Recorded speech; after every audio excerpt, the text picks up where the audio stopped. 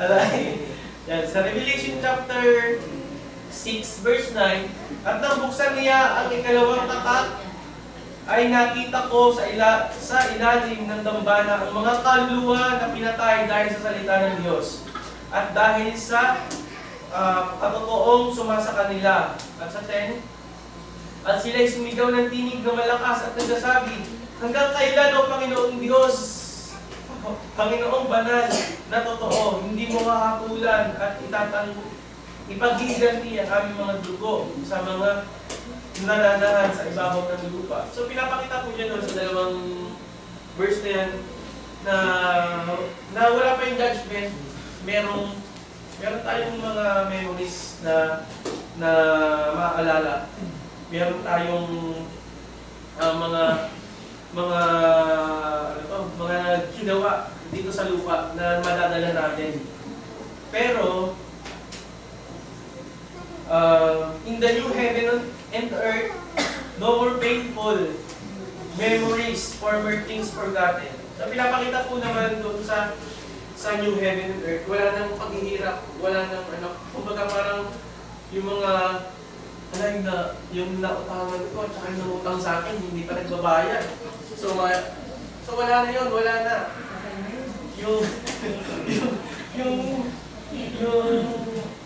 Yung mga bagay na makakapagpabagabag sa aming puso, wala na po doon. Sa Isaiah 65 verse 70, sapagkat narito, lumikha ng mga bagong langit at mga bagong lupa. Ang mga dating bagay ay hindi maaalala o mapapa sa isip pa man. Yun po pala yung time na kapag nandun na tayo, wala na yung mga alaala na yun, wala na. Kasi kung tutuusin, kunwari, meron akong meron akong asawa, isa, dito lang isa lang.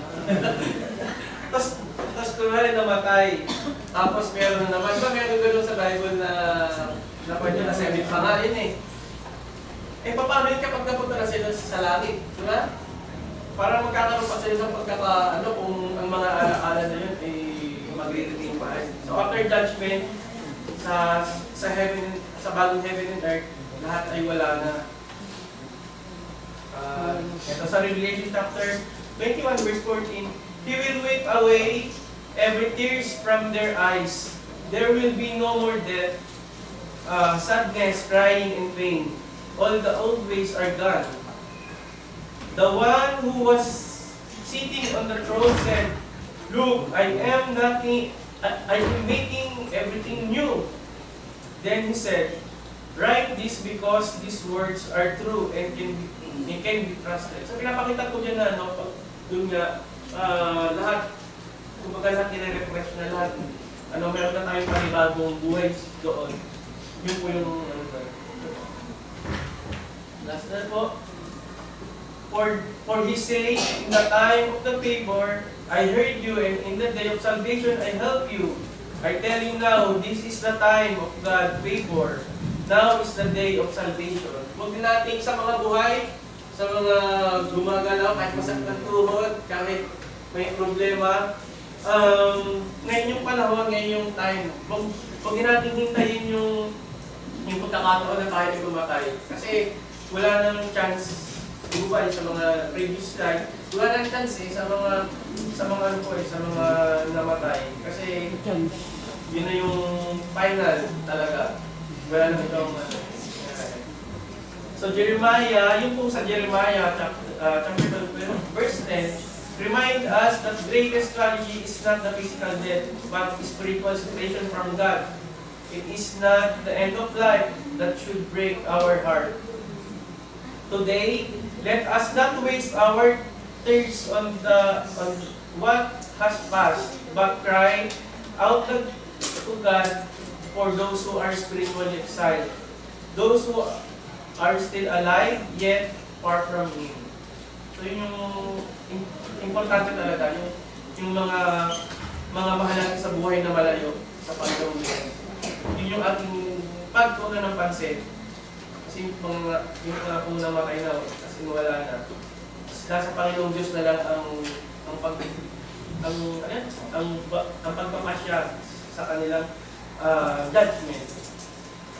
Let our hearts break not for the dead, but for the lost, and let us urge them to love to come back to the Lord before it's too late.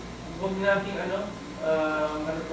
huwag natin yung gawin na gano'n na huwag natin magsisi tayo sa bandang huli. Wala tayong magagawa mga kapatid. Kaya nga ito, God is calling you home. Mga kapatid, yun lang po mga kapatid, sana may natutunan po tayo. At ako rin po may natutunan sa mensahe natin Panginoong Diyos. Luha Panginoon, mga kapatid, huwag natin kakalimutan yung kahalagahan na ibigay ng ating Panginoong Jesus sa atin. Yung chance na ibigay niya yung kanyang buhay para lang tayo yung kaligtas. Mga kapatid, salamat po. Nadako na po tayo sa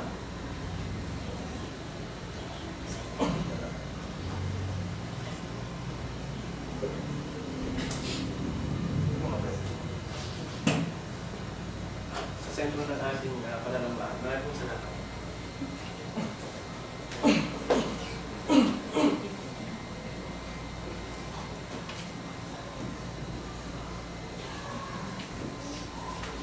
Tumako po tayo sa sentro ng ating pananambahan. Buhay pagtutulog na natin. At bago tayo tumako ron ay umawit po muna tayo ng isang ambitin.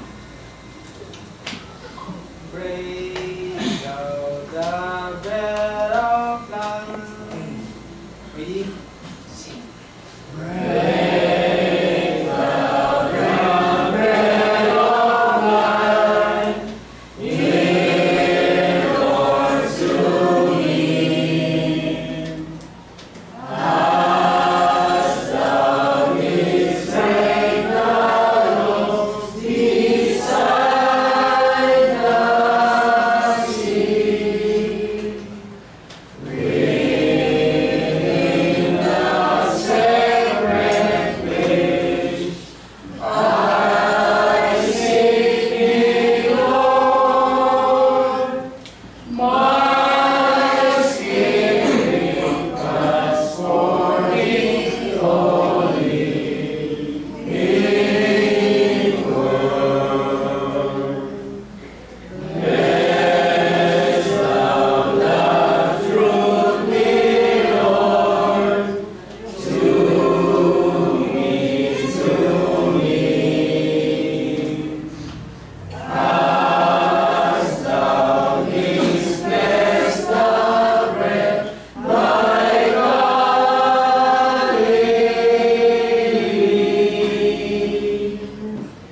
then shall all my days cease. All fears gone, then I shall find my peace, my home in home.